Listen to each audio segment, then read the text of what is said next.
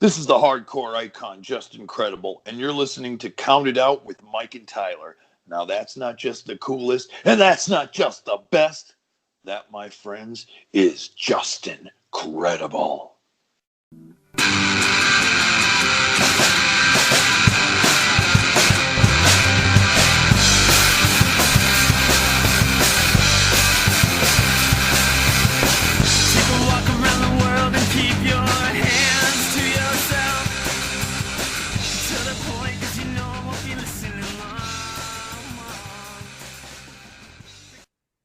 Well, we are live, pals, and welcome to another edition of the Bill Apter Sealed of Approved Count It Out with Mike and Tyler. But it's not just Count It Out with Mike and Tyler today. Oh, no, because our guest today, well, he's an enforcer. He's an extreme horseman. He is an ECW original, and he gives one hell of a birthday cameo message. Please welcome to the show the enforcer, C.W. Anderson. Mr. Anderson, thank you so much for taking some time today. Oh man, thank you guys for having me on, man. I appreciate that. You said you're Bill Apter approved. That's saying a lot from Bill. We were lucky enough to have Bill Apter on our show, and when we were done recording, he gave us his seal of approval, did a nice recording for us. He said he's only done it for our podcast and Ricky Morton's podcast, so that's some pretty damn good company, if you ask me. I'll take that company any day of the week. Yeah, we 100%. wear that as a badge of honor because Bill Apter is one of the best, and we're looking forward to having a chat with you here today. Me too. Well, let's start off with a fun little question here. We're a couple Toronto boys. We're based out of Toronto, Canada here. And one of the last big house shows that are big shows in general that ECW ran was in our neck of the woods here. What are some of your memories about coming over to Toronto, whether it was with ECW or just in general, Toronto, Canada? Any fun memories that pop out to you coming over to our neck of the woods? If I remember correctly, the last time we were there we had the largest house show. It was at a hockey place, I think, and I worked RVD. Yes. I know the match went like 40-something minutes, and 20-something minutes of it was Rob doing this. I do remember that. That still sticks in my brain. I loved being there. I loved working with Rob. The electricity that night was amazing. I wish we could have got to do it more. There was a few things that stuck out with that, like I got a really bad stinger. Thought I had separated my shoulder somewhere in the match. Rob did a jumping side kick, and you see me I think that match is on my YouTube channel. It may or may not be, but anyway, he did a jumping side kick, and my left arm went numb. And he wanted to go home right then, and I wouldn't let him because I was putting him over. The match was like halfway through. And I was like, nope. I said, just give me a few minutes. We'll be fine. And he did a few more things to me with my arm, not even working. It was just there. And I also remember before that, we were getting the rah-rah speech from Paul that we always got of why we weren't getting paid this week or this time. And this excuse was because all the money that came in was in Canadian. So as we're sitting there, Carino goes, well, I'm, half Canadian. I got a passport. I can take at least $10,000 over with me. So I can take 10,000, we can split it with the boys. And then he had another excuse with that. So we all worked that night without getting paid. No way. It was such a big house too. Yeah. Wow. Yeah. That was typical. When I got there, there was the bouncing checks, and then it was the nights of not getting paid. There was a month that I didn't get paid. And so I just learned quickly to take my draw every night. And for those that don't know, if you're getting a draw, that means you're getting a little bit, like a $50 or whatever it is, but it's taken out of your check.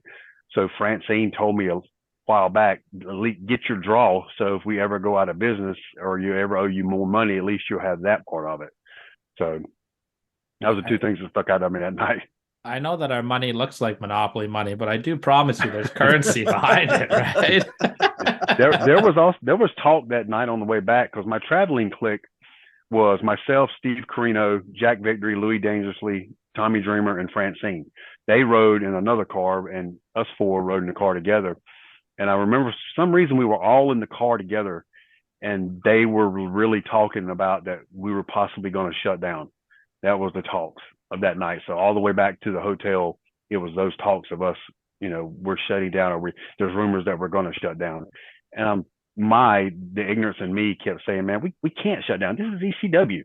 There's no way ECW is going to go out of business, and damn, lo and behold, we didn't. Yeah, I mean that's like got to be shocking to hear too. You know, looking at the house that they drew in Toronto, and then you guys drew big house in New York for the next couple pay-per-views after that. Mm-hmm. Like to hear ECW shutting down, like you got to be thinking bullshit, right?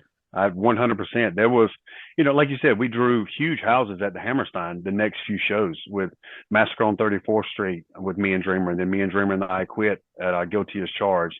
And we did the tag tournaments there at the Hammerstein, That's and right. they were all sold out. So it was one of those, damn, how are we going out of business? Why are we in so much debt? And there was a rumor that night, I can't remember if it was Massacre, I think it was Guilty as Charged, that RVD and Jerry worked, where RVD only came back if Paul give him, I think it was like $10,000 or something like. I think that was the crazy amount to come back because he owed Rob so much money, and that was the only way Rob would come back to wrestle, is Paul give him X amount of dollars. No kidding. Mike, I just want to ask a couple more here, and I want to throw it to you because it's just kind of flowing into a couple stuff I want to talk to down the road. But since we're already here, you're talking about Paul Heyman a little bit. What was your working relationship like with Paul? Because you always hear, the mastermind, the genius, the drink the Kool-Aid, that's all the lingo that you hear. But what was it like to actually work with the man? All that stuff, 100% true. And he would make you believe anything. Now, I owe Paul my career because he took a chance on me when I literally walked in off the streets, and he happened to see me in the ring. I was his flavor of the month. He took a chance on me. So I owe him everything, and it was his idea. He and Tommy's for putting us together as the Dangerous Alliance, and then it was his idea to push me as singles because when Lance Storm was leaving, he literally said, "Lance Storm's leaving. It's time for us to make CW." So that's when I kind of did my turn with the Dangerous Alliance and started going singles. Paul, he's an absolute genius when it comes up. He would come up with stuff off the top of his head, and sometimes he would have some crazy ideas because there was a spell when I just started teaming with Simon and Swinger that some of my promos were leaning towards being the backwoods hick kind of gayish type thing, and some of the things, and even one I did with Swinger where I said, where I'm from, we consider lips like that a delicacy or some crap like that. And he said something else. Paul wanted me to say something else about a young boy's bud or something with the promo with Dawn, because it was Dawn Marie was in there with us. And I've always been an introvert and very shy and very to myself. So when I talked to Paul or the other guy, I always had my head down. And I was like, "Paul, you're not trying to make me gay, are you?" I said, "I don't think that's me. That's my character." And he's like, "No, no, no." And things kind of switched from there. But working with him, I loved working with him because he would make you believe that you were superhuman and you could do anything. And he gave me the belief. One of the stories is 7 months at ECW. I fly myself to Chicago because my first 8 months there, I drove everywhere or I had to fly myself. And I was only getting paid $75 a night. And if I didn't wrestle, I wasn't getting paid. So there would be sometimes in the beginning, I only wrestle one night, be there 4 nights, $75. You add up how much money you're losing. Mm-hmm. So we fly ourselves to Chicago. It was myself and the Ducks. And that night, Dreamer comes up to me and says, "Paul wants to see what you can do with RVD tonight." I went, "Excuse me?" He said, "Yes, you and Rob." Paul says, he thinks you'll have a good match. He says, "If you do have a good match, you're going to go far in this company. But if you don't, that's just how Tommy was." No pressure. So that no pressure, none whatsoever. So I went out, had a fantastic match with RVD. To say I was nervous is an understatement. Fantastic match with him. I came in the back. Paul was the first one to greet me with the big hug. And he also was the one that gave me the belief that I could talk on the microphone when I was scared to death to talk. He threw me out at the ECW Arena live the night Bobby Eaton came in, and I formed my alliance. I had never done a live promo before. And I'm shaking in my boots talking to Simon Swinger. Paul gives me the verbiage, and he says, "CW, you can do this. I got faith that you're going to knock it out of the park." It was stuff like that once he said these things to you, I'm ready to run through a brick wall for Paul Heyman, and probably still would till today. Yeah, a few years ago we had that spat with Twitter when he heard that I had made those allegations about him being out filming the movie Rollerball while we were losing money, and he's supposed to be out in California saving us. maybe I should have said allegedly to begin with. I never did, but the stuff I did say didn't come from me. It come from people above me, the higher ups, and even New Jack. We're doing a promo or a thing with the Legends of the Extreme, and it's me and JT Smith and Gary Wolf and New Jack and Roadkill, and New Jack's telling the story of how Paul's doing this, and he's never heard me say anything about the spat Paul and I had. And Mike Johnson from PW Insider, who's a good friend of mine, he was doing an interview. He goes, "That's kind of funny." He said, "CW said the same thing months ago, and Paul shit all over him." And it started this huge war on Twitter with him. Yeah, like why do you think Paul chose you to say something to? Because Paul's never said anything about anything since ECW closed. Like it's kind of weird that he just picked you out of all people. Because even as a wrestling fan, I've heard that story from many different people, from the top of the card, the bottom of the card, the middle of the card. They've all said the same thing. So isn't it kind of weird that he just picked you to lash out on? I don't know if he was the last if I'd be the last person he expected to say that, because I was, I still am a mark for him because of what he did for me, him and Dreamer. And I was so quiet and so humble there, and he'd never expect me to say that. But he never, when New Jack and I don't know if Taz or the Dudleys, whoever was, said those things, he never came after them. It was just me because I'm just little OCW. I mean, hell, I was a nobody to the extent, but who knows why he picked me but he did. And all his fans and stuff on Twitter got all behind him. And I love the people that always just blasted me about it. It didn't bother me because, to me, who cares? Yeah. But it hurt me that he came after me like that and called me a $75 stooge because that's what I was worth and all these other things. I'm like, damn, I guess when, either the truth hurts or he don't like his feelings, in this because you're coming after me. What do you get to win by coming after me? But whatever. And that was years ago. I put it behind me. I still have mad respect for him and would never bring that up if I ever saw him again because it's not important. Oh, perfect. That's a great way to think about it. Like sometimes that shit just happens in the heat of the moment, and life's too short. It does. Yeah, that's life sucks. It is. I'll bring on added anxiety with it. 100%. Yeah. CW, just in the last few minutes, you brought up a couple names that before we get into your actual career, I got to ask you about some of the names you brought up because you have worked with some of our personal favorites here in the business just on this show. Just a few months ago, Tyler and I were at an Impact show where a local talent of ours, one of our favorite local talents, was in the ring with Johnny Swinger. And we stood there the whole night talking about how much of an underrated talent Mr. Swinger is. Being in the ring with him firsthand, tell us some stories about Johnny Swinger. Tell us how, is he as good as we think he is? Because we believe on this show that he should have been a lot bigger than he ever became. 100%. Johnny's really good. And the thing is, I knew Swinger way before ECW because he was at the power plant when I was there. Mm-hmm. And if you don't know Swinger and don't get to know Swinger and you see him around, you're not going to like him because Swinger is very quiet. He's to himself. He doesn't go out to people. And the character you see on TV, I was going to say 180 degrees of Johnny Swinger. Wow. 100%. But, even because I didn't really talk to Swinger at the power plant that much. And it was one of those, it was a preconceived notion that I didn't like him because we didn't speak and he didn't go out of his way to speak to us. So whatever. But once he got there and I did get to hang around with him, and then we formed the alliance with me and Simon and Swinger. I love Johnny Swinger. I think the world of him today. I talk to him every now and then. I see him at the shows like WrestleCade, and I'm so glad he's still able to keep a career at Impact. But he's one of those. He's another one. He had the look. He had everything. He's got the talent and the mindset for it. One of my funniest stories with Swinger is we were traveling. I don't know where we were at, but we were traveling back to Boston to get the Logan to fly back.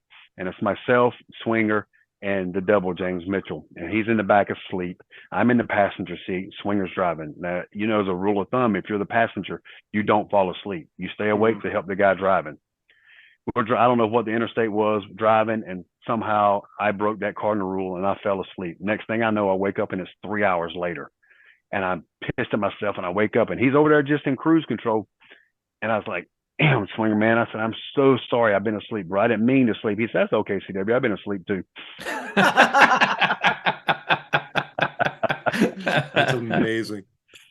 The other name you brought up, and There was no way we're not going to talk about him on this show because of your relationship with him. Anybody who listens to Counting Out with Mike and Tyler knows that one of our, especially my favorite wrestlers in the whole world is Steve Carino.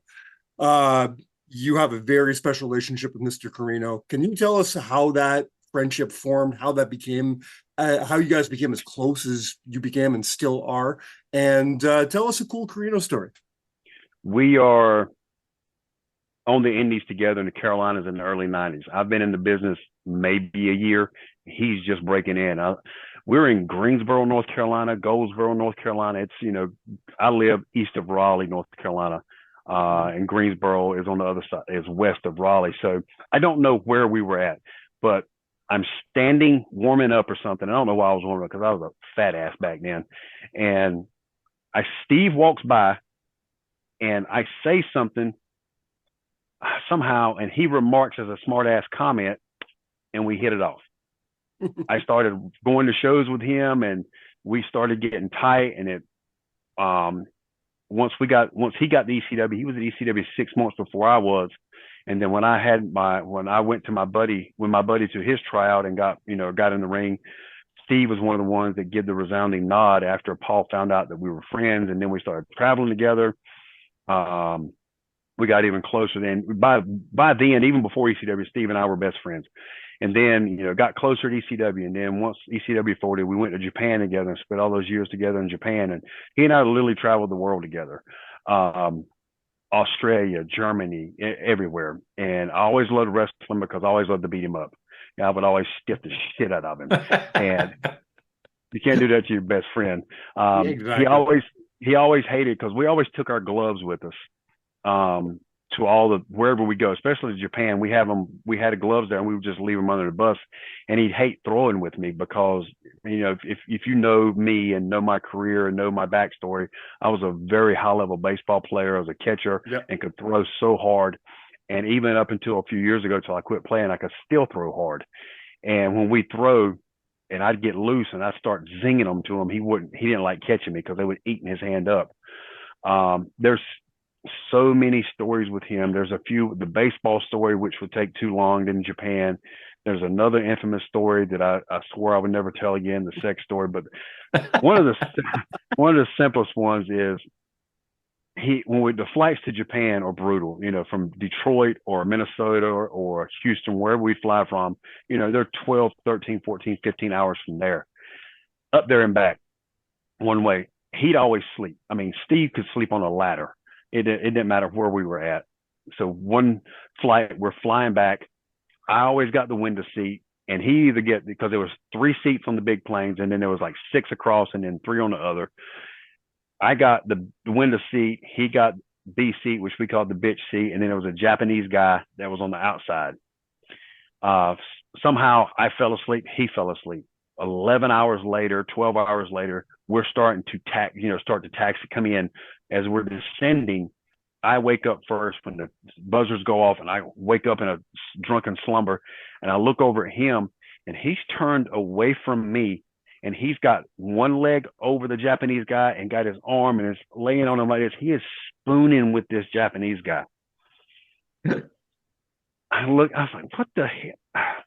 So I nudge him like that. And he wakes up, and when he wakes up, he's in that Japanese guy's face like this. And he goes, sup.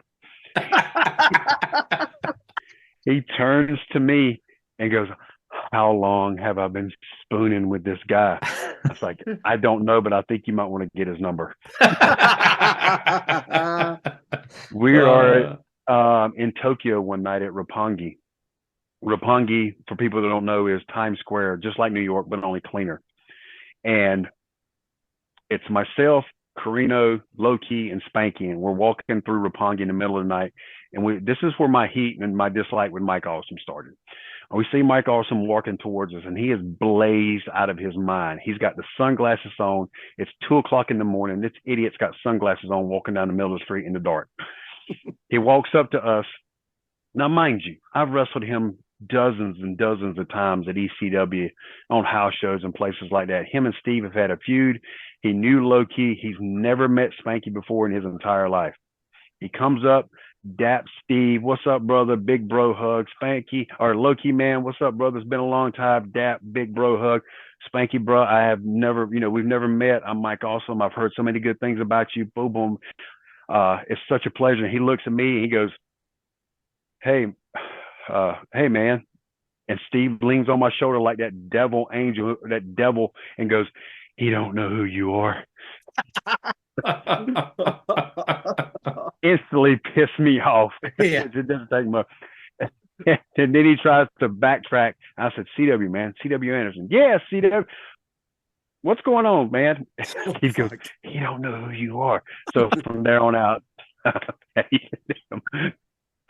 Oh, that's there's hundreds of stories with Steve, but I love Steve. I haven't talked to him in a while.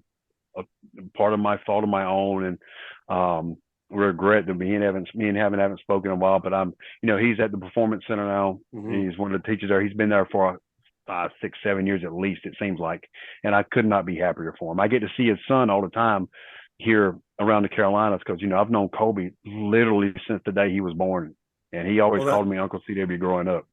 Well, that's my follow-up right there. You had a great match with Colby on the very first episode of NWA USA. How special was that for you? Because being an NWA with Colby, that's like wrestling your nephew, right? I mean, 100%. That's family. Colby and I have wrestled. We wrestled before at AML for the AML title, and that was one of the first times. That match that we had at AML was a lot better than we had at NWA. But it's always special to work with Colby and to be in the ring with him. I've worked 6-mans with him. Me and Steve and John Schuyler, when we're running the Extreme Horsemen, we worked Colby and Lance Lude and Rob Killjoy, the ones that are the Ugly Ducklings. We've done several matches with them. But as far as singles, it was AML. Colby's a hell of a talent. To me, wrestling wise, athleticism wise, he's better than Steve. He's more athletic than Steve ever was. But Steve, the mind, Colby hasn't got yet. But Colby grew up in it, so it's only a matter of time. And I remember there was a time Colby wasn't going to do it, but it's in his blood. He looks. And being in the ring with him sometimes, I'm like, am I wrestling Steve? Yeah. even as I can just imagine that, even as fans who grew up really loving Steve's work, like both Tyler and I were fans of Steve Carino way back in the ECW days and growing up, and he's one of our favorite wrestlers. So seeing Colby now, me at the age of 40, I'm every once in a while I feel like I'm 17 again, going, I'm watching a Steve Carino match, and you're not, but it brings you back. So I can only imagine what it feels like to be in there. Now, with that said, go ahead. Go ahead. Sorry. No, no, you're fine. It's, the other thing is, watching Colby grow up, and Colby, years ago battled and beat his demons like we all do to some extent. And he's married. He's got a young little boy, which it's a different Colby Carino than a few years ago. But he's got his head together. He's got his life together, which is good. And seeing the kid that would be asleep in the locker room in Japan because of time, and he'd be grumpy and hear him whine and cry because he's 7, 8 years old, and he can't understand why he's sleepy in the afternoon, and seeing that kid as opposed to what we got now is really special to me. I can only imagine that's really cool. I have nieces, I have nephews. I can't imagine watching them grow and then they get to apply my craft with them. That's there's nothing more special than that. The other cool thing to this, though, like take away the family part, just the fact that you are by this time, by 2018, 2019, you've been in the business at that point in time, give or take 25 to 30 years, right? Yeah, this is my 30th year. Okay, so at that point in time when you're wrestling Colby, you're already considered a veteran. That's fair to say. So, and this is normal. Young wrestlers, wrestling veterans, we see it all the time. What we don't see all the time is veterans wrestling older veterans. How cool was it for you to not only get in the ring with George South at AMLW and then have George South come out with you for that match with Colby? For me, watching that's cool as shit, because you're watching a guy like I've heard in other interviews that you didn't get into wrestling until later into your life, until after your baseball career, but he was still an instrumental part of wrestling before you got in there. Yeah. So how cool is it of you're getting in that ring and having this cool feud with him, with George South, who is massive in your area of the Carolinas?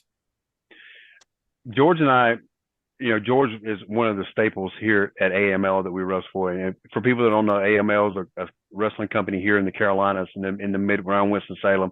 They've been around 7, 8, 9 years. And if you've ever heard of WrestleCade, the guys that run AML run WrestleCade, Tracy Myers and Brian Hawks. And George he's basically the foundation corner of it. A few years ago, 2018, 2019, I got the feud with George. 4 matches for the over the belt. It's on YouTube. It's you can type in me or George's name. It's called The Second Greatest Story Ever Told, because an insight to that was I was going through some personal trauma in my life, and we let it spill over into our storylines. And those matches, 4 great matches that finished with an I Quit hardcore match. George called every one of those matches in the ring. Nothing was talked about in the back. Everything was called out there in the ring. We would go 20, 25 minutes plus each night, and we didn't do one move out of the 80s. George had me doing drop kicks and monkey flips, stuff I hadn't done since training. And he's like, see that, buddy? Like, he'd be holding spot. You think you can do a monkey flip? I'm like, well, I can sure try. So we do a monkey flip. So George and I built a bond doing that, to where, I knew George was good. And you hear George, when Ric Flair says his favorite opponent is George South, that's saying a lot. Right. But I didn't know how good George was until I got in the ring with him and was able to listen. And Brian Hawks, who's the booker, he's a close friend, but the booker of AML, second match, he's sitting backstage and they're watching on the monitor. And he told me this afterwards. All the boys were glued to it. And he said, tell me what is different about this match. Nobody could tell him. He said, when's the last time you've seen C.W. Anderson in a match and he not call it? He said that was special for listening to George, and then transition to going to NWA and George being a part with me was even more special. With really Billy Corrigan putting us together, and then wrestling with Colby, and then getting in there and with other guys like Homicide and guys like that. So that was really special. George is one of my closest friends, and he's we talk. There's a text between us at least once a week, and so he's a special human being. Tyler, I'm going to throw it to you in 1 second, but you said something I have to follow up on. You said George wanted to do a monkey flip. Who took the bump on that? Was that George? I did. You took it. Okay. Actually, let me take that back. George took it. He gave me a yeah, he took it. He's taken, George has gotten, he's been working Nick Gage in a few things. He was just up in New York with GCW. He's still going strong, eh? 100%. He's still going strong and shows no signs of slowing down. None. Wow. And he's taken drop kicks from me. He took my super kick over the top rope one night. So he's not slowing down. He'll say he's not going to do these things, but when he gets out there and the electricity is going and the crowd's behind him or against him, because he's just as good a babyface as a heel, either way. Yeah. Very cool. Go for it, Tyler. Well, we're talking about a lot of things that you've done recently in your career, but I want to turn back the hands of time, and I want to go maybe a little bit back earlier to the beginning of your career there. Yourself and Pat Anderson, you guys are former NWA tag team champions, right? Is that correct? And you guys defeated the Fantastics.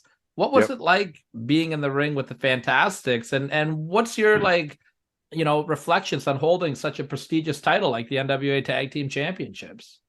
It's one of those you don't appreciate it until it's gone. It's cool when it happens, but it was Bobby Fulton and his brother Jackie that we defeated. I think Tommy may have been passed away by then. I'm not sure. But that's who we beat, and held it for a little while until whoever was running, they went under and had to give them up. But being a part of that thing, an NWA World Tag Team Champion, being an Anderson, growing up here in the NWA hotbed like I did, are all special to me. And then, going and working with Billy Corgan at NWA is an even more special thing to being over there with those guys. Pat was the one that gave me the Anderson name. He passed away a year ago, and which was special. And the guy I tagged with now, Preston Quinn, he's the one that was trained by Pat Anderson, my partner. So holding those, it's one of those things they can never take away from me. It's like being an ECW original. They can't take that away from me. Steve Corino and I were the NWA Intercontinental champs over in Japan. That's another prestigious title that we won, beating Masato Tanaka. I know we beat, God, who we beat that night? I don't remember. We actually beat Masato Tanaka and Otani when we were defending them. So stuff like that, anything attached to NWA is going to be special to me. 100%. Now, this was like around that time period too, where the NWA, they struck up a partnership with the WWF again at the time. And I believe you guys, I could be wrong here. I don't know. I was doing my research on this, so I may be a little bit off here, but you guys held the titles for about 389 days at that point. And from what the records show, that the titles were just vacated and handed to the Rock and Roll Express when they went to the WWF. Was there any talk about you guys maybe coming over to the WWF at that time period with the Cornette thing that he did? No, no talk of that. It was whoever was running the part of the NWA at that time. He shut it down, and that's why we vacated them. It was, we had to give them belt back, and then obviously it was given to the Rock and Roll Express. We never lost them to them. But that's such a long time ago. A lot of that stuff was blurry. I just remember winning them, defending them a couple of times, and then one day I'd get a phone call from Pat saying, "Hey, we got to get the belts back up. He's shutting the thing down." So I'm like, okay. And again, you don't know what it is until down the road when things starts coming out and you realize how special that was for holding those. Yeah, that's true. That's true. And you mentioned something else that nobody can take away from you, and that's being an ECW original. And I'd love to talk to you a little bit about ECW now, and especially that fan base. That fan base, they're some of the most passionate fans of all time. Can you talk about the work that you had to put in to get over with them? The good times, the bad times along the way, because by the end of ECW, you had their respect. Is there like a moment or a match that you felt their perspective of you change at all? Yeah, I'll give you that, and then we'll go back. Then I wrestled super crazy at the arena. He and I were having. Paul was letting us. He called it a battle of war battle or something. I don't know, but it was like Sabu had left, and Crazy was starting to break more. He was starting to get into breaking more tables. So we had a crazy match in Cincinnati, and then we did one in Fort Lauderdale, and then we went all out at the ECW arena. And I remember I was still with the Dangerous Alliance, and it was my call. I took a Frankensteiner off the top, threw a table on the floor, hit, and crowd went crazy. They crazy rolled me back in, moonsault 1, 2, 3. He gets the pop. He goes back, and they start chanting CF and Dub. They start chanting my name like that. And as I'm getting up, Louis looks at me and goes, "Holy shit, dude, you're over." And It kind of started getting away with me because I remember in the beginning, my very first match, I was tagging with Vito LaGrasse and Skullbone Crush against Danny and Roadkill. And some of my students came to that show because they get to see their teacher at the ECW arena, and they were sitting next to people. And I did the job to Danny and Roadkill, and then Vito turned on me. It was a thing we were doing through the loops. And people were saying, that guy CW will never be anything here at ECW. He'll never make it. I had my boring chants from fans. They always made you bring your A game. And if you could get over with them, you could get over with anybody. So every night you go out, there was nothing more special to me when I was tagging with Bill, and we'd always be the first match and the first one through the curtain, and that ECW theme would hit, and those people would lose their freaking mind. One night in Chicago, it was my first pay-per-view. It was a dark match, but it was the first pay-per-view. And I remember Tommy coming up to me and pulling me to the side. He said, "I want you to go out there tonight and try to steal the show." He said, "I want you to take this match and shove it up the ass of those people at WCW that said you weren't any good and couldn't make it there." He said, "I give you this match, not because you're one of my closest friends, because you effing deserve this. Now go out there and tear the house down." You get that kind of talk, and then you walk out. And Bill and I didn't know how hated we were until we walked out on the ramp and 6,000 people are booing the shit out of us. And literally we're walking and Bill's going, "Dude, they hate us. This is so cool. They know who we are." I was like, yeah. And actually that match is on YouTube because it's on Bill Wild's account. And those fans really hold a special place to me. It's one of those, you kind of hated them in the beginning because they're so damn hard to please. And near the end, when I started getting their appreciation, there was a talk of turning me babyface after the I Quit match because Tommy told me backstage before it, he said, if we have a good match, I'm going to shake your hand. He said, if we don't, then we'll go from there. He said, but if we pull off this, because people are telling us that we can't, he said, I'm going to shake your hand. So if you go back and listen to the original tape, not the one that WWE turned, but the original one, as they're going through the highlights of my tape of the match, you hear the people start chanting CF and dub, because after our match and we shook the hand, Tommy leaves. I'm standing in the middle of the ring selling, and all 3,000 people at the Hammerstein Ballroom are on their feet chanting CF and dub all the way to the back. And they catch me walking back, and I'm looking around. I'm trying to hold the emotion in. You know, I'm trying to be a heel, and I'm like, holy shit, this is pretty freaking special. And I walked through the curtain, and Balls Mahoney was the first one to greet me. And he's clapping. He said, that's one of the best effing matches I've ever seen. He hugged me and kissed me on the cheek. I was getting high five from the boys. And then there was talks of the next one that they were going to turn me babyface when I won the television title, because that was my next thing. No kidding. Wow. I was going to ask you that as well, you know, with before ECW went out of business, if you were ever told any of your future plans. So it looked like TV title run was in the cards. It was me and Nova at Living Dangerously for the TV belt, because Rhino had vacated it. And then I was going to have a run with that. And then I was going to be the ECW champ. I don't know how much longer down the road. And my contract, I hadn't even got a contract from ECW. I was working on a nightly basis. And at Massacre on 34th Street, which was the December pay-per-view, Paul got on his knees in front of me, or he was on one knee in front of me as I was changing after my match with Tommy. And he looks at me and goes, "You're not leaving me, are you?" And I said, "What are you talking about?" He says, "I'm hearing rumors that you're going to WCW." I said, "Paul, man," I said, "I'm happy here. I would never leave you. I'm loyal to you and Tommy because you give me my job." So he told me what the plans were, and that my contract was going to come up at Living Dangerously. He said, "Let's get through Guilty as Charged." And he said that Living Dangerously, you'll get your contract. We had already talked about it before, but nothing ever come to fruition. It just got pushed to the side because, again, I couldn't put my foot down. You know, I didn't want to demand an X amount of dollars, because to me, people say I'm worth it, but you know, you're looking at a little country guy from a dirt road here in North Carolina. I never thought that, because, you know, I'm working RVD, Tommy Dreamer, Steve Carino, Jerry Lynn, guys that are getting thousands of dollars a night, and I'm only getting $200 a night, and I'm working them and putting them over, having great matches with them. But I still didn't think I was worth the amount of money that Paul wanted to pay me.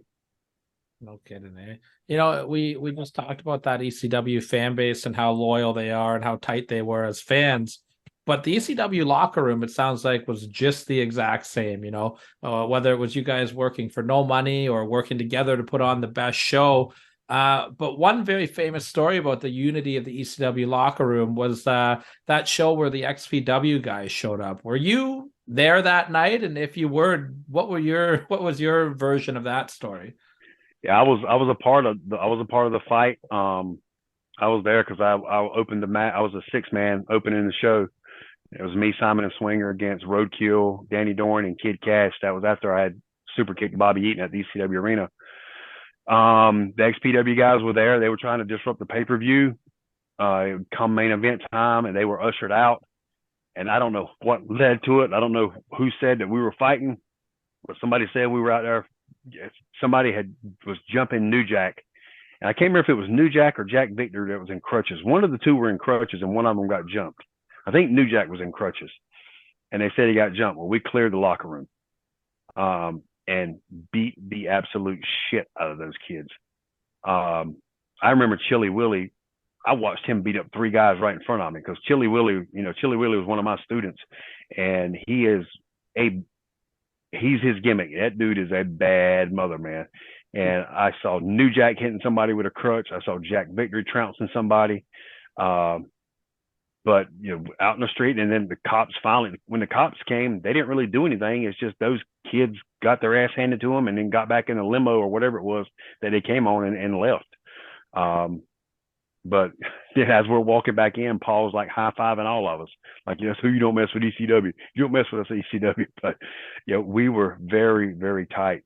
I've never been in a locker room that exchanged Christmas presents like we did. Wow. We all hung out together. We all partied together. We were a freaking unit. We were it wasn't like most locker rooms and most places you go to that are stabbing you in the back trying to get your spot. We were watching the monitor, rooting for the guys that were opening the show, rooting for the main event, watching everything. So happy when guys got over. We were all watching the monitor the night New Jack took the fall with Vic Grimes. I remember the night Bobby Eaton and I squared off. The next night, RVD come up to me. He said, I just want to let you know that while you're out there with Bobby Eaton, he said, Paul had all of us watching the monitor because he told everybody, I want you to watch the two best punchers in wrestling go at it. Wow. He's like, in CW, he said, to me, your punch was better than Bobby's. He said, but it was special watching you guys throw hands like that. He said, but we were all watching, and that's how we were. And you know, even today, if I see some of those guys, you know, I saw H.C. Loke not long ago, Super Crazy not long ago, Bill Alfonso. I'll get to see Tajiri this year at WrestleCade. You know, Danny Dorn, I'm close to. I still talk to him. Francine and I talk almost every week through Messenger or somewhere like that. I talk to Jack Victory every week or so. Louis, Dreamer, guys like that. That's my family. You know, I would always tell my mom, I'd always go see her before I'd fly out to go to ECW. And I was like, all right, Mom, I got to go to work. And her response every time was, you're not going to work. You're going to see your second family. She knew how special these people are to me. And, you know, they will always be special to me. I love hearing that. I absolutely love hearing that. And part of that comes from your body of work, of course. I have a two-part question here, and I'm going to apologize first and foremost because I'm sure you might be sick of hearing this because everybody with a podcast has probably asked you about this, but I wouldn't be doing my job if I didn't ask you about that night at Guilty as Charged. Because as far like where I'm sitting here, you had the best match on a card that was headlined by Jerry Lynn versus RV fucking Lee. How do you do that? You know, you're looking at that match and you're saying, this is a stacked card. And you went out and had the best match with one of the greatest of all time, Tommy Dreamer. And we'll get to that in a few minutes.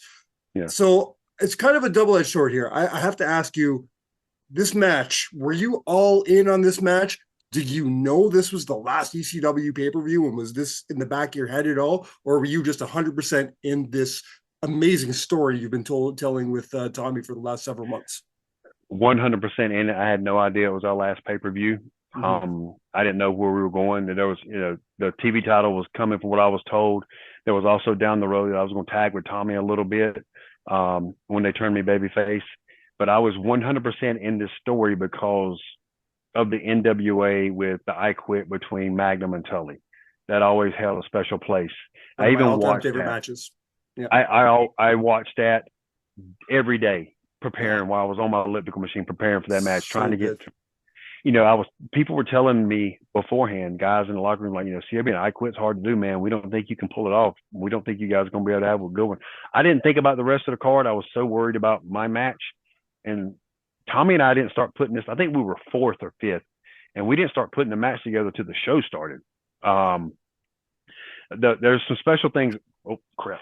My light went out. Sorry. That's all good. We can still see it. But there were special things about that day. It was January 7th, 2001, my 30th birthday. What a way to have your birthday!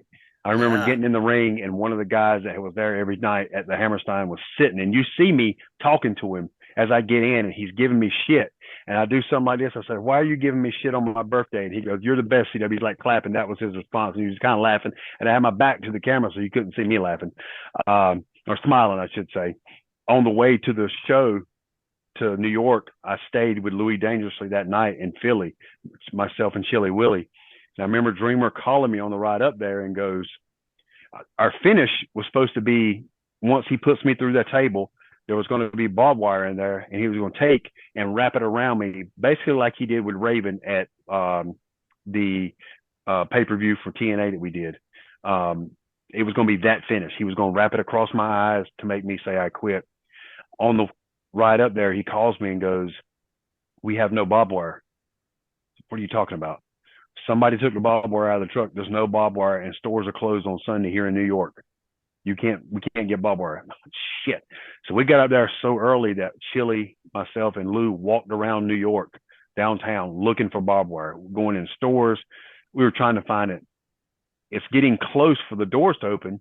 So we start getting the hustle back, and we look down the street, and somebody's yard that like had a fence across it, and it had barbed wire on it.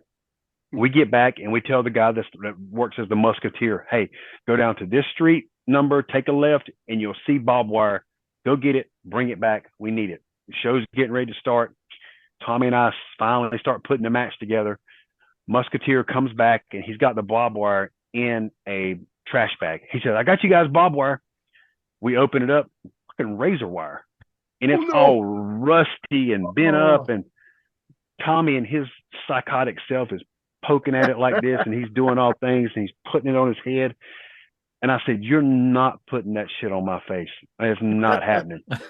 He goes, I'll straighten it out. He said, and you can spine buster me on it. So when Towel Boy gives him the gifts and open it up, and it's that round of razor wire that I end up spine bustering him on, that's the razor wire that was supposed to be barbed wire for the finish. I'm petrified when Tommy picks me up for the Spicoli driver, and you go back and see that clip. I got Tommy's pants and I got a death grip on them because I am so scared, because I'm scared of heights. So I have my eyes closed and I'm heading like this. And I remember going through it, and then when he wraps the strand around me, he pulls so hard it chips the cartilage in my nose right here, because it's still here today. He chips it. That's why I try to say I quit and I lose my breath, because he pulls it so damn hard. Like, Jesus, is a work, Tommy. I was gonna say I quit. You didn't have to make me stop. Then he shook my hand, and then that's when the chance came. And I think it was the next week we were in Arkansas, and that was the last run. That's when we were getting told, hey, this is it. Was that supposed to be your trend? Because you said you were going to be doing a babyface with the shaking of the hands of Tommy. Was that supposed to be the slow start to your babyface turn? A slow one, yeah. It was a respect thing, but a slow turn, because every time I would come out, I had my little fan base, and they had a little fan base. If you go back and watch them, they had the pizza boxes. They had CW. I get to the arena. When I go to the arena, they were there at the arena with the pizza boxes at CW, and you could hear fans saying CF and Dub, CF and Dub. So I was getting over just because of my work and, working my ass off for those fans. Yeah, right. And, they were appreciative. Do you think that match gets the respect that it deserves in the wrestling world? Every time we talk about I Quit matches, obviously it's Magnum and Tully. That's the standard. But I don't put your guys' match too far away from that. And, when people talk about the greatest I Quit matches of all time, do you think people sleep on your match with Tommy? 100%. It's like, I really think a lot of times I personally get a bad rep or bad shaft with stuff like this. A lot of times my spine buster's not put in the category. If it's not Arn Anderson, your spine buster's not better than mine. And Arn Anderson told me one night my super kick was better than Sean's. Your punch, my punch is the best in wrestling. You rival Jerry Lawler only in punches, 100%. Sergeant Buddy Lee Parker told me one night at the power plant, he says, you're shooting yourself in the foot with your punch. I don't know anybody else, but like Bobby Eaton and Jerry Lawler that could get over, people would pop off their punch. My punch, and I've developed a really good right-handed punch as well. One night I'm doing a job for Spike Dudley at WWE. I just came in, do an enhancement, and Spike, and that match is on YouTube as well. And I super kicked Spike, and it got Lodi, who's one of my students, was sitting backstage, and he said, Kurt Angle and Triple H and maybe Stone Cold come up out of their seat when I did that. He said they all were watching and come up out of their seat. And Arn was watching it as well, but he wasn't an agent that night. He wasn't on the headset, because he said if he was on the headset that night, he would have told Spike to stay down, and I would have won the cruiserweight belt. He said nobody should ever kick out of that super kick. Never. But I think getting back to your question, I think not only do they sleep on my I Quit match, because you hear of I Quit matches in WWE and all the fans talk about the WWE because they're WWE fanboys. Exactly. Mine doesn't get the respect that it deserves. The true fans, the ECW fans, you guys, you're the ones that know. My punch and all my other stuff, that gets slept on as well, which is frustrating to an extent, but I didn't have the exposure of the WWE for the longest time. But when I do get 20 something years since my I Quit match. It was a 2001, so it's 22 years, and it's still being talked about today. So that's what I hold true. Stuff like that. And it's going to be talked about in 22 years from now because it does hold up, just like Magnum and Tully did. I still watch Magnum Tully to this day, just like you do, on a regular basis, because that's what I grew up on, and it was always one of the matches that made me a wrestling fan. And matches like yours with Tommy continued to make me a wrestling fan. Listen, I have no disrespect for people, for, as you called them, WWE fanboys. If you watch WWE and WWE only, that's your thing. Cool, you're a WWE fan.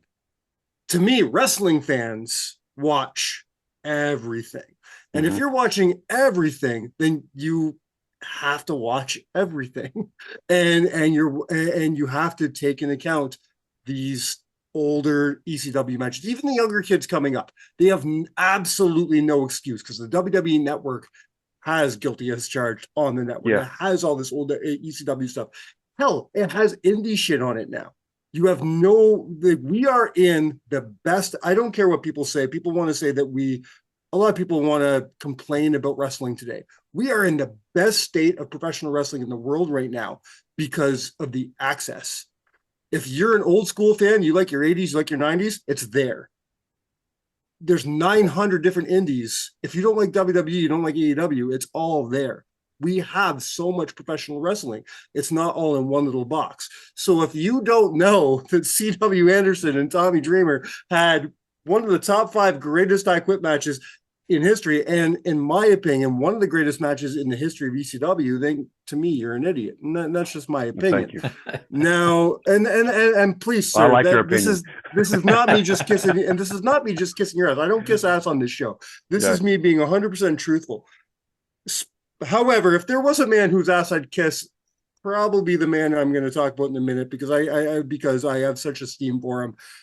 I need to hear some stuff about Tommy Dreamer here, because as far as I'm concerned, if if Shawn Michaels is Mr. WrestleMania, if Ric Flair is Mr. NWA, Tommy Dreamer is Mr. ECW. Tommy Dreamer, as far as I'm concerned, you can talk about your Taz, you can talk about your RVD. Tommy Dreamer was ECW, is the heart and soul of ECW as far as I'm concerned. I have a soft spot in my heart for Tommy. Tommy was the very first interview I ever did in podcasting 5 years ago. Tommy was so giving and so generous and so nice to me. I'm a huge Impact Wrestling fan, so the stuff that Tommy's been doing with Impact for all these years is amazing.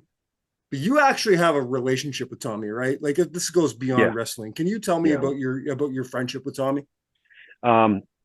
He and we reach out to each other. When I was going through my stuff a few years ago, he reached out to me and talked to me for a few hours. He went through some things not too long ago. Yes. And I reached out and talked to him. Actually, I get to wrestle him in about 3 weeks, August the 5th in Charlotte. Wow. Very cool. Yeah, they have a gathering. It's called the Gathering. They do it every year. Last year, it was me and a indie guy named Movie Mike, who's from the Carolinas. We wrestled Shane Douglas and Too Cold Scorpio with Kimono Wanalea at their corner, which was, amazing. She was, everybody had their woman. Kimono was mine growing up watching her. So finally getting to meet her and hang out with her was cool. But Tommy, he and I, when I lost my dogs, and when he lost his mother recently, I reached out to him. But he and I are very, very close. He has a love-hate relationship with me because he loves making me throw up because I have such a weak stomach and I can hate it. He will not stop, and he gets the biggest kick. New Jack was the same way. New Jack and I were like brothers. Like, we were this closer than this, and he always loved making me throw up, and they get the biggest joy out of making me throw up. Tommy would, when we were at ECW, we would wrestle each other on house shows and fight out through the crowd and hit him with a trash can. And one night he picked up a half-eaten hot dog and scooped up mustard off the floor and ate it, and make my damn self throw up. A few years ago, we were on the indie show wrestling, and he was doing the 10 count in the corner. And at 8, he goes down and he pulled my eye, starts licking my eyeball. And he goes, "I'm licking your eyeball." You asshole. We did a I Quit match for WrestleCade 5 or 6 years ago, and I'm bleeding. I went too deep, and I'm bleeding really bad. And he's laying down selling, and I go to tell him something, and he has his mouth open, and my blood goes in his mouth. And as I go to tell him, I almost throw up. I said, "Tommy, because it goes in his mouth." But I know when we wrestle each other in a few weeks, it's going to be the same thing. He's going to try to make me throw up one way or another.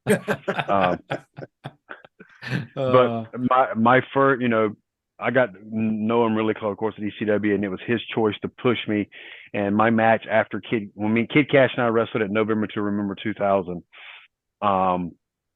the night we invented the delayed stalling superplex. I came in the back afterwards, and Tommy walks by me and shakes. He said, "Great match, CW." He says, "You're a hell of a talent. I cannot wait to put you over on pay-per-view." And the very next one, he puts me over, and with ECW going under, our feud got rushed. And then, people still like booking us against each other because it's I quit and the feud we have. It's like booking him against Raven. So he holds a special place in my heart, and consider him one of my closest friends. And love that he's doing stuff at Impact. And hell, I'd love to be there, hanging out and working with those guys. Because here I am, 52 years old. I'm better shape than I was at ECW. Best. So one of my friends called me Benjamin Button the other day because I look like I'm getting younger. I'm 208 right now. Hell, at ECW I was like 240, 250. So, but yeah, Tommy, I think the world of him. You're right to respect him and love him like you do, because he is a good person. Tyler, I'm going to let you get your shit in a minute. Let me give one more question revolving around this subject here, and then you can take her home. Since we're talking about that match especially, I have to ask you about, so this is kind of a two-part question. It goes all the way back to an interview I heard you do with Colt Cabana, where you talked about you weren't really a wrestling fan right away. And when you were, you got in, and within 3 weeks, you were actually wrestling. So you kind of learned as you went along, right? And that's one thing. I've heard about other guys learning how to wrestle as they wrestle. I get that. But I'm big on psychology. And this is the number one reason I wanted you on the show, is because you are in my top 10 people with psychology, people who get the business, people who know how to tell a story with their brains rather than their muscles in the ring. I love your storytelling. Thank you. Where did you learn the psychology that you use to go all the way through? And I'm talking right through. Some of my favorite promos were leading up into your I Quit match, when you're sitting there and you're just doing. It's so simple, but it's fucking genius. That was actually Paul's idea. That was Paul's idea. I'm still going to say it's you because you did it. But it's like you pulled it off. A lot of stuff I'm sure was Paul's idea, right? Like I heard that Dean Malenko's hand thing was Paul's idea, but Malenko pulled it off. Malenko made it work with everything that he did, just like you did with these promos. Where did you learn that kind of psychology, and how did you apply it to your match with Tommy? The psychology came a lot because nobody never really taught me. It wasn't until I got to the power plant and Sergeant Buddy Lee Parker and Pez Watley and Mike Winter took me under their wing, and took the raw clay of C.W. Anderson and turned him into what got the job at ECW. But I was blessed and lucky that in the independent shows I was here on a weekly basis was Ivan Koloff, Wahoo McDaniel, Jimmy Valiant, Bill Eadie, guys like that. And I learned from one of my friends who was trained under Ivan Koloff, it's not about the moves, and you don't want to ask those guys. And Ricky Morton's another one as well. I'll tell you a quick story about him, but they wanted to know psychology. So if you want those older guys to sit down and them to light up, ask them to teach you psychology. Mm-hmm. And that's what I would do. I would sit down with Ivan Koloff and those guys and ask them. My very first time wrestling Ricky Morton, people know that I am a huge Bobby Eaton mark. Still am today, even though he's not with us anymore. I wanted to be Bobby Eaton. I wanted to go out there and be able to wrestle a broomstick or Ric Flair and have a 5-star match. To me, that was Bobby Eaton. So Pat and I are wrestling the Rock and Roll Express one night. I want to do a leg drop off the top rope. I want to do all these crazy moves because before that, I didn't know what psychology was. And Ricky Morton grabs my hand, and Ricky Morton even tells this in his seminars and stuff, and I tell it in mine. He goes, CW, I'm gonna go out there tonight. He said, I'm gonna take this little finger and I'm gonna get over more working this little finger than you are doing those moves. On the outside, of course, you're right. Oh, no problem, Ricky. No problem. We'll do that. On the inside, don't know what the hell he's talking about. Yeah, right. The inside, go out there. I do my moves. Don't get over for shit because they're not placed right. Ricky goes out there and works this little finger, and the place is eating it alive. At an indie show in Carolina, it was 300-400 people, and they're on their feet basically because of the way he's working my finger and the way he's selling for me as me being a heel. I think it got put to me one night from, I don't remember, one of my students to learn it from somebody. I think he learned it from Pez Wally, that the psychology is a Popeye cartoon. If you break it down, with Popeye and Bluto fighting for the win, fighting for the belt, which is olive oil. In the beginning of the cartoon, Popeye's always over. He's trying to win. He's trying to win olive oil's hand. Somewhere during the middle is the heat, where Bluto getting over. He's stealing olive oil. He's beating the shit out of Popeye. No matter what Popeye does, Bluto beats the hell out of him. And then it comes the double down. It comes the time for Popeye to shine, and it's the spinach. And it's a back and forth till it gets home, which is Popeye always going over. Yeah. That's one thing of the psychology. One night, I love that. Yeah. One night I'm at ECW, and Steve and I were in St. Paul, Minnesota. Steve and I wrestled for the number one contenders the night, Jerry Lynn and Just Incredible. I think Jerry won the belt that night. I'm watching the match. They come in the back afterwards, and I'm in awe. And I look at Jerry, and I know after he wins, I'm going to start working him on house shows because I'm next in line. I'm getting that push. And Paul tells me, Jerry's winning. You're going to start working him on house shows. Got it. I tell Jerry, I want to learn that. He said, what? I want to learn how to do go homes like that. And he explains it to me like a pyramid. Your pyramid starts at the bottom, and you starts with your baby face over. Your heel gets back over, and it's a building block till you get to the top, which is the crystal on top, which is the finish. And then I took it a step further when I teach seminars, because my favorite rapper is Eminem. I heard Eminem say one time, what he loves about rapping is finding two words that rhyme and then weaving the verse in and out to make them rhyme. That's what you do in psychology with wrestling. You get one guy over, and the beauty of it is when the spots in between, the moves in between, weave, fool the fans to the next guy gets over. And it's a back and forth. So it's a culmination of those things. Wow. I want to, a lot to an extent, but I don't know if I can speak on your behalf here, Mike, because Mike and I, we're getting close to 300 episodes of this show, and we've interviewed some pretty big names. We've interviewed a lot of great talent. Yes. That last 5 minutes that you just put on the show is maybe some of my favorite stuff. My favorite 5 minutes of that was incredible. I really appreciate you sharing that knowledge with us. That was absolutely incredible. I know we're starting to run a little long on time, but do you have some more time for a few more questions? Sure, man. No problem. I'm good. Whatever you guys want to do, man.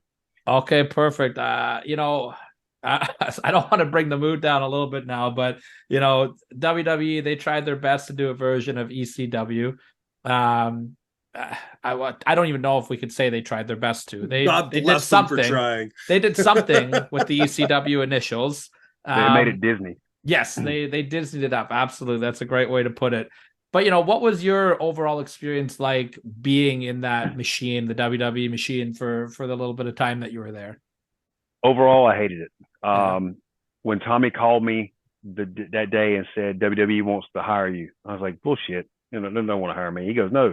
He says, really? They do. He says, we're bringing ECW back. He says, Paul and I are going to run it. If we got control, Vince has nothing to do with it. We're going to go back to our running small towns. We're going to go back to picking our feud up with me and you. You're going to be one of our top heels again. He'd only want like 11 or 12 of the originals. You're one of them. So are you interested in signing? I'm like, he said, the money is shit. It's the base pay. He said, but at the end of the year, you get all these bonuses and it'll, quadruple on what your base is. I said, so I don't have to go to Ohio Valley? He went, no. I said, you guys are in control? No, Vince? He goes, yes, we have complete control. I said, well, I'll sign in. And a lot of us, the originals, Danny, the FBI, Franny, we all signed. And after the first night at the arena, I wrestled Sabu, and Vince saw it on video and hated it because it wasn't a WWE production. It was ECW production, which is not WWE. We're different. We're darker. We're grittier. We're grungier. And he took it over. And he started bringing his guys from WWE and putting them in there who were not ECW. They want to see ECW originals. And it was just the absolute shits from there on out. It was horrible. I hated being there. Francine hated being there. I got one TV spot with Punk. And after that, I luckily got hurt, so I didn't go back. And I remember there was, because you had to be there. So it was luckily I got hurt because it was a miserable experience. I hated being there. Francine and I would find out, you had to get there like 11 o'clock in the morning for the show didn't start at 7 o'clock at night. And then you didn't get over to 11 o'clock, 12 o'clock at night. So it was all day of doing nothing. When we find out we weren't on TV or weren't doing anything, she and I would dip. We'd get our bags and we'd sneak out and go to the next town and just couldn't wait to go home. Not only was I getting paid shit, I was losing money being on the road because I had to pay for my hotel room. I had to pay for my car. I had to pay for my food. So I wasn't hardly making anything. And I remember when I got hurt, I was in bed because I blew my L5 and S1. And I'm laying in bed and their doctor calls me one day and he says, Vince wants you to come back to work. I said, I can't walk. I can barely walk. He says, well, when you come back, we're going to give you some cortisone shots to get you back in the ring.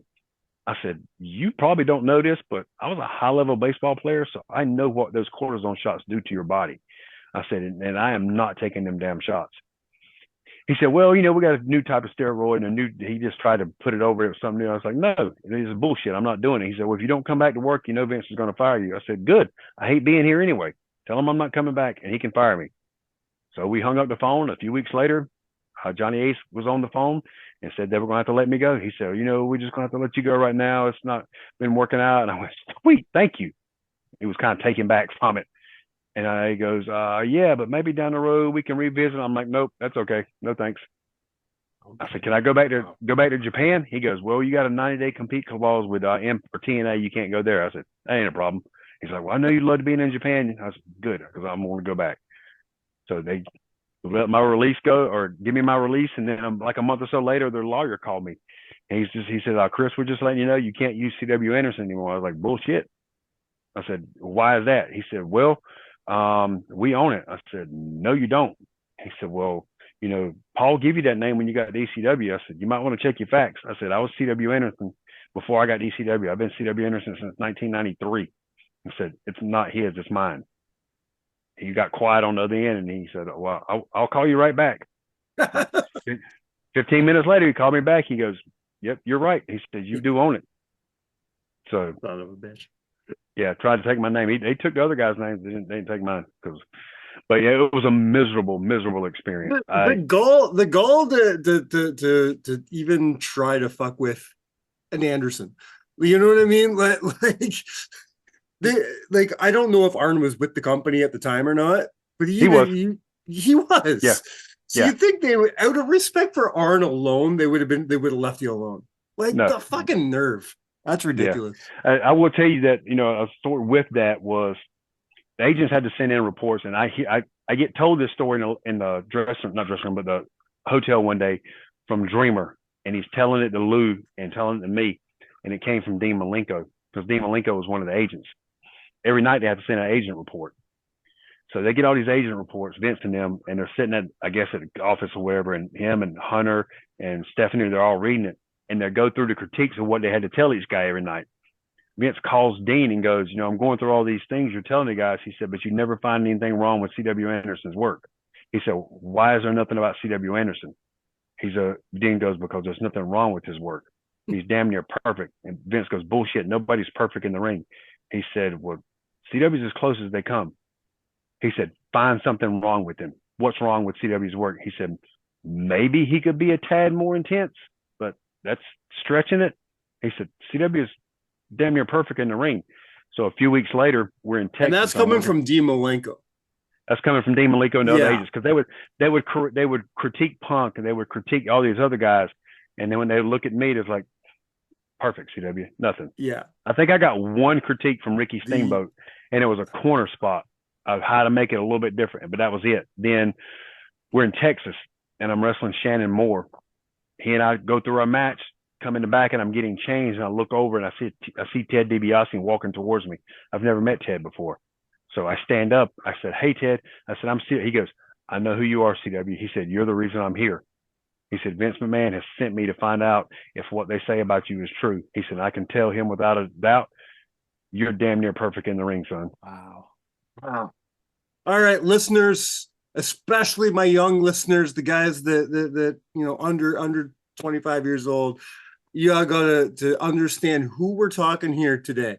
Dean Malenko, one of the greatest technicians in the history of professional wrestling, could not find anything wrong with this man. Ricky Steamboat, one of the biggest legends, one of the greatest professional wrestlers in history, found maybe one thing wrong with this man. This, yet Vince McMahon, and we're not that show, dude. We're not that show that shits on WWE. We don't shit on anything. We're wrestling fans. We're not. One of my biggest pet peeves today is all the negativity. It's WWE versus AEW and all this crap. We're not like that on this show. We don't. If you listen to this show, we talk about the things we love rather than the things we hate. The only thing I shit on this show is Tyler. I deserve it most of the time. You do deserve it most of the time. But I will call a spade a spade. Vince McMahon dropped the fucking ball with you. He had lightning in a bottle. And once again, I'm not kissing your ass here. This has been bothering me for 15 years. So it's nice to finally say it out loud. Scott Armstrong was one of the refs there, and we're in South Carolina one night, and he and I are standing and talking. And he says, Arn was talking about you because Arn was the agent there. And I said, okay. I said, what did he say? Because I was nervous about what Arn Anderson had to say about me. He said, he told me that if Vince give you a chance, you would be the most over person in our company. He said, you'd be the most over heel in our company because you don't hurt anybody. You're slow, methodical. You're a heel. He said, all we had to do is give you a chance. What was your first meeting with Arn like? I know, like there's legend out there that you had his blessing for the Anderson name, even though it came from Pat. But when you first met him, was there respect there right away of him enjoying the fact that you were in Anderson? Arn doesn't really, I don't think he really remembers us meeting at WWE because it was sparingly. It was here and there. And, you got to remember Arn meets and deals with so many people. Mm-hmm. Arn worked out with me in the ring one time at WWE, me and him and Kid Cash. And then the thing about the super kick. And then that thing with Scott Armstrong, him telling. And when I finally got to meet or see and hang out with Arn was last year, really, because I would go down to my student, or he was my student. He's a good friend of mine, Lodi, his training school, because Lodi's the one that trained Brock Anderson. So Brock and Arn would come, 2 nights a week when they weren't at AEW and train under Lodi. So I found out I was tagging with Brock on a couple of times.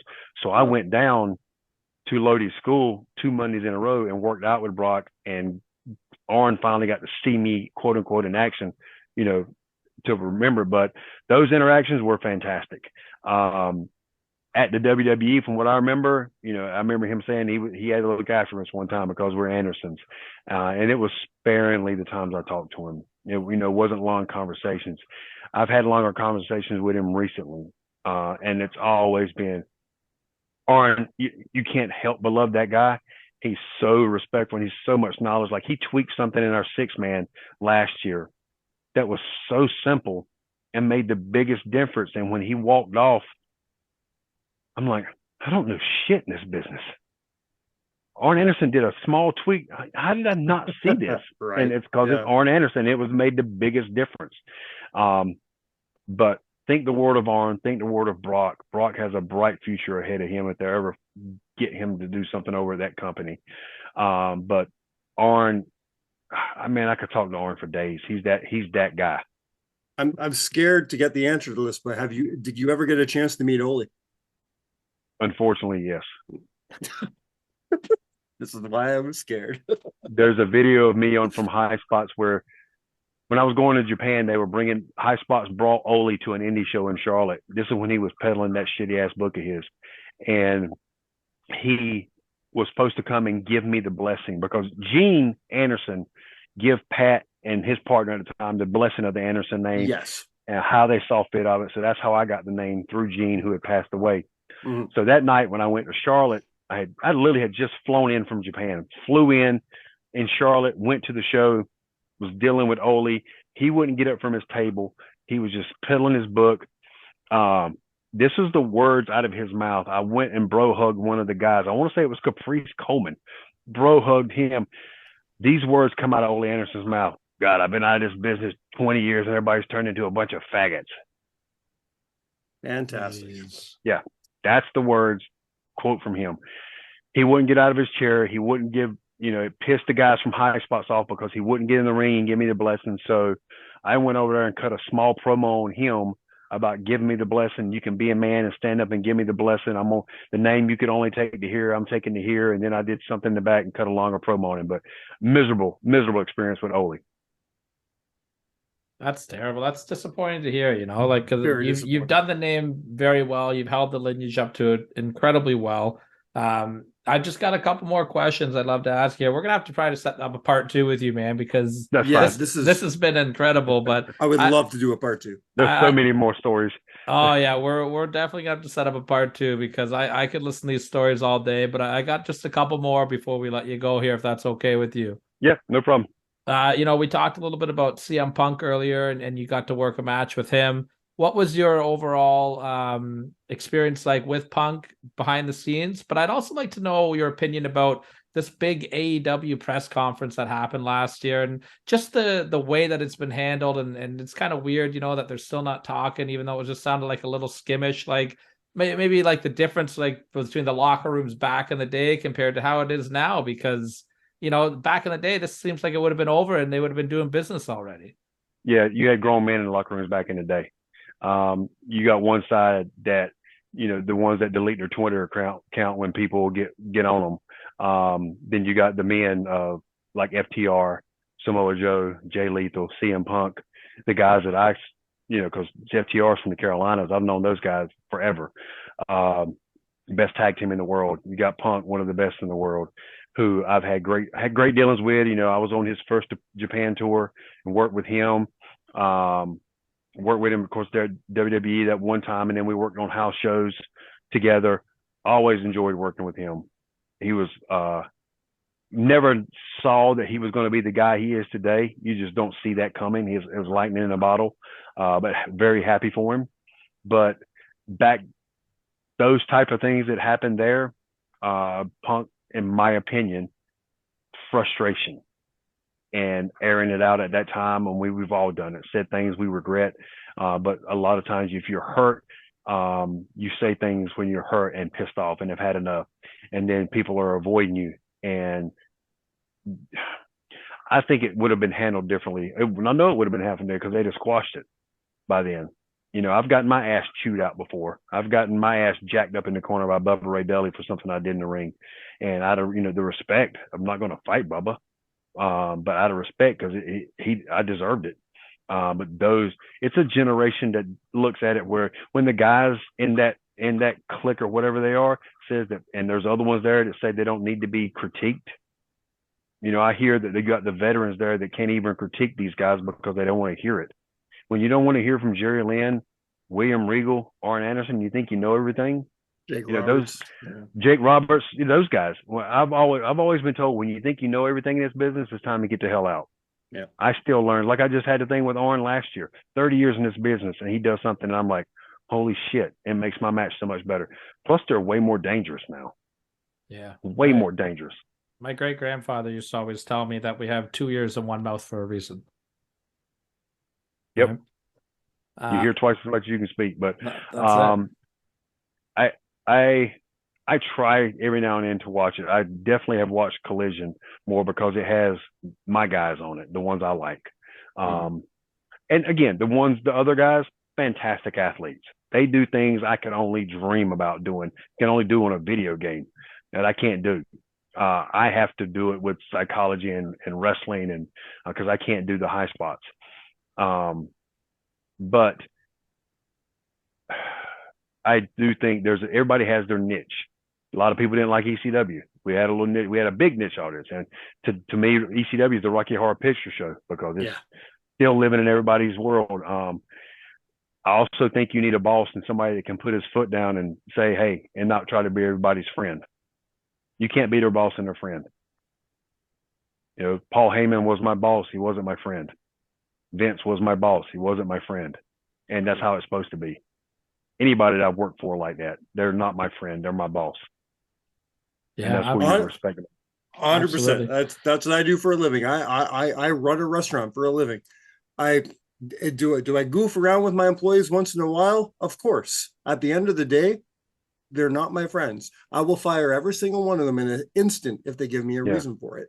It's business. It's always business, and it's the same thing. And that's probably my only critique of Tony Khan. There's a lot that those guys that are doing that stupid shit night in and night out that doesn't make any sense, that has no psychology. I have no sympathy for them when they get hurt like that. If you get hurt and you're actually wrestling, shit happens. Like how Cash got split his arm open that night a few years ago. Yeah. But if you get hurt like that, Dante Martin that took that damn stupid ass move from Penta and then broke his leg because of it. One, he's too young and too green to say no. But the psychology of that made no sense. The belt's right there, and you're gonna do that stupid ass move, and then you end up breaking the kid's leg because of it. Get the fuck out of here. Mm-hmm. Yeah. Learn how to say no. I'm not taking it, and I don't care who doesn't like it. I do not care. Not one fan. Not one. I don't give a shit to an extent because I know I wouldn't be doing that shit, and they need a boss that somebody tell them no, and then you come out with all these rules. Who the hell comes out with rules that you can't do these moves? Yeah. It doesn't make any sense. And I appreciate those guys' style. There's I worked guys like Kid Cash and Super Crazy that could actually wrestle but still do a little bit of that because they could be able to tell a story. And I could tell that story and make the psychology work. It was always airborne versus infantry. That's how I looked at it. But yeah, it's a different generation nowadays. And they don't want to hear it. You use the word friend a lot there, and I'd love to talk about something that I thought that was incredibly beautiful to watch, and that was the tribute that you paid to your friend New Jack. I believe it was at a WrestleCade, if I'm not mistaken. Yes. And you hit the music and you came out in full New Jack gear. You had the plunder, and I just thought it was the perfect tribute for a guy like New Jack. Can you talk about just how important and meaningful that was to you, and maybe just share a New Jack story or two? I got a bunch of Jack stories. Jack and I hit it off at ECW in the beginning because at the time I was seeing this light-skinned black girl. Her name's Lisa. She looked like the singer Aaliyah with J-Lo's body. So picture that. She would always come to the shows with me. So we're in Alabama. I'll never forget, we're in Alabama, and I hadn't really even spoken to New Jack. And I see him over there talking to Lisa. And I go in the back, and as I'm walking through, New Jack comes by me and goes, "Cito, I didn't know you were from North Carolina." I said, "Yeah, right outside of Raleigh." He goes, "Man, I'm from Greensboro." He said, "I didn't know you like black girls." I said, "That's all I date." He said, "Man, I only date white girls." And high-five me.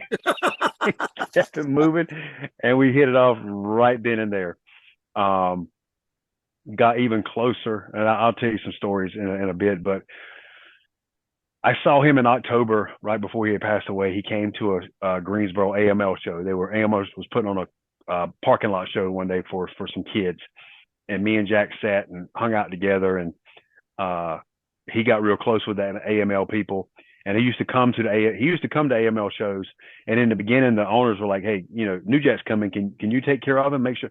I said, "Yeah, Jack's great, he's easy to work with." And once he got there and got to know them, they're like, "Oh, New Jack's awesome." There's a difference between New Jack and Jerome Young. So I remember this was right before my Rottweiler passed away, Castor, the one that is the 2-year anniversary of his death today.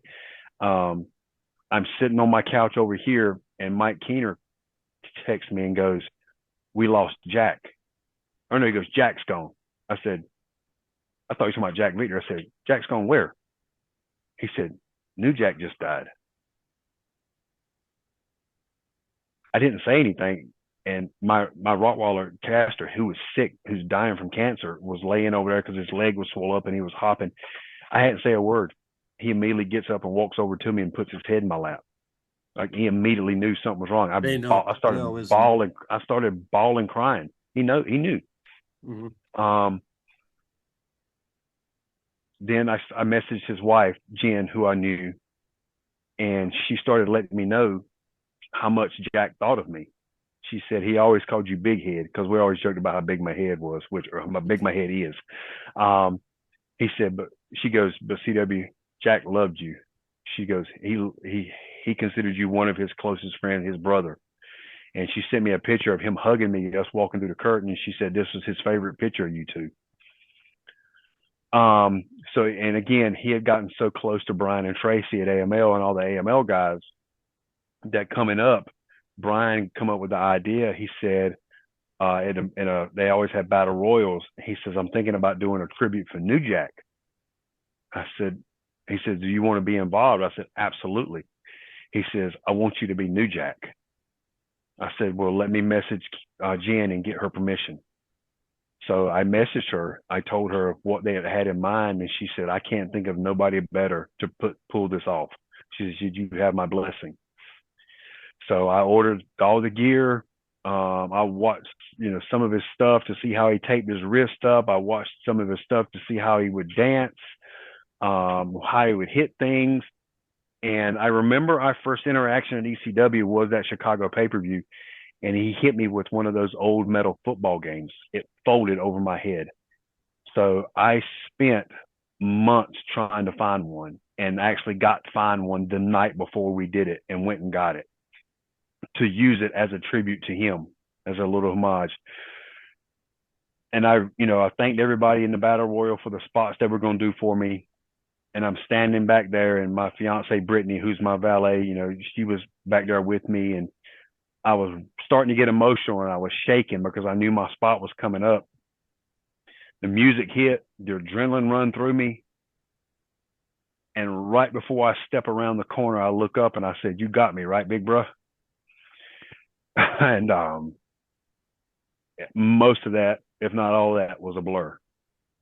I don't remember a lot of it until watching it back. And I remember when I came back, my good friend John Schuyler was standing there, and he goes, that was freaking awesome. And I collapsed on him crying, because of how much Jack meant to me and still means to me. It took Jen a while to be able to watch it, and then she loved it, and everybody in the back loved it. And I still get messages, weekly or so, that because I got it on my YouTube channel and stuff. So they couldn't think of a better tribute that I did for him. He's one of those that was misunderstood. Like I said, there was Jerome Young, and then there was New Jack, and it made it even more special that D-Lo, who was one of the original gangsters from Smoky Mountain, was on the call for that. And this might be kind of shit, but there's some different people in this business that I'd rather see gone than Jack. To me, Jack was, you don't know how much you miss somebody until they're gone. And he texted me literally I think it was the week before he passed away, and asked me if I had finished reading his book. And I still got the text. And I don't know, man, I could go on about Jack, but I know to get to because I'm keeping from crying, but there's a few stories. We're somewhere in Missouri one night, and we're driving to St. Louis the next night, and Jack gets hurt. And Jack wants me to drive him to St. Louis, and I have no problem doing that. So he has a Mitsubishi Eclipse, which is not big at all. And he and I are crammed in this little ass car. And if you've ever been to Missouri, it's nothing but roads and cornfields, and it's flat. So we're driving. He's passed out from the pain pills because whatever he was hurt, and he had some pain pills. And we're driving, and it's 2-3 o'clock in the morning, just driving. And I look over in the left of this cornfield, which looks like there's a 30-foot cross burning, like something the KKK had just planted. It was 30 feet in there, huge cross. I look over him, he's passed out, and I bump him. I said, Jack, wake up. He comes out of his slumber. I said, what do you think about that? He looks in his eyes, get right big. He goes, keep driving, CW, keep driving. My best story with him is we're wrestling in Poughkeepsie, New York one night, and I wrestled Raven for about 15 minutes. Worked Raven. I'm sure Raven beat me. New Jack music hits, and I'm with the Dangerous Alliance, and Jack comes out. He and I are going back and forth, trading spots, whatever, and he starts getting into it. He starts taking over on me. And you always see he had the staple gun gimmick that he'd staple gun people's head. If he liked you, he would empty it out. There would be no staples in it. If he didn't like you, like how he hated Vic Grimes, he would leave staples in there. So we're going over the match backstage, and he's opening. He opens the thing. He gets the staples out of it, and he puts the plunger back in. And of course, we go out and we're doing the match. And he snap smears me over, and he spreads my legs, because usually he puts the chair between my legs and he hits it with something, vacuum cleaner, whatever it is. Well, he snap smears me this night, and he gets the staple gun. He's dancing around, and he puts it on the head of my dick, and he hits he staples it, and there's one staple that had gotten stuck in there. The excruciating pain I cannot describe. Getting it caught in your zipper don't describe the amount of pain that I'm in. It's like an 1.5 inch staple, and it sticks in shit. And I'm feeling like, damn it! I thought it was the plunger hitting me, and I look down and the staple's sticking out of my singlet. I go, oh my God! And Jack's dancing around. He goes, "Get up, C-Dub, next spot. Get up, C-Dub." He doesn't know, right? He doesn't know. I hear him say, "Get up, C-Dub, next spot. Get up, C-Dub, next spot." I look up, and he looks down at him. I said, "Jack, you have stapled my dick." He looks down at me and looks at it, and he literally collapses like somebody had shot him. He falls beside me, and he's laughing his ass off. He can't get up and continue because he's laughing so hard. It's right on the head of your dick, too. Like right on the, if a guy it was laying flat or however it was laying, it went right on the side of it. Oh, right dude. Like if it was like this, it went right like that. Oh my God. Back in when I was trying to get in, before I gave up, when I was trying to get in, I took a couple staple shots in my day. I took it in the chest, I took it in the shoulder. The dick? My God. My man, you As I'm laying there, I'm looking at him, and he's laughing. He goes, "Get up." I can't stop laughing. I said, "I am a paralyzed crab. I cannot get up." Oh my God. That may be the greatest story told on this show. Holy crap. I can't think of a better way to bring it home than after that story. I don't think we're gonna top that tonight. No. CW, we are gonna beg you on air. You need to come back for a part 2. I feel like we didn't even scratch the surface tonight. We didn't even get into MLW. We've got all kinds of things we want to ask you about. Saber. We would. My Rottweiler's underneath me. He's trying to walk. Go. Yeah, guys, you let me know when you want to do this. We'll do it again. Absolutely. 100%. Well, Mike, please take us home, my friend. Guys, stay tuned.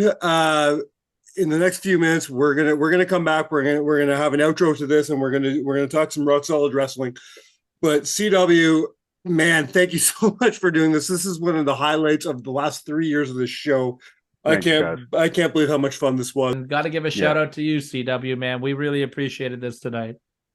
Thank you, guys, man. Thank you so much, sir. And stay tuned for our Rock Solid Wrestling outro. But until then, I do need to count out the one, the only, the enforcer, CW Anderson. Thank you very much, sir. Thank you. Rock Solid Wrestling makes its way back down the Mile of Gold and returns to Kirkland Lake, Ontario for the first time in 4 years. Saturday night, August 19th, live from the Northern College Athletics and Wellness Center, it's a night of fights in support of community living Kirkland Lake, featuring Canadian heavyweight champion Scotty the Body, Cody Diener, Crystal Moon, Tornado, and more. Get your tickets online at rocksolidwrestling.tickit.ca or in person at the Pronto store on Taylor Avenue. Rock Solid Wrestling is back in Kirkland Lake, Saturday, August 19th. Don't miss it.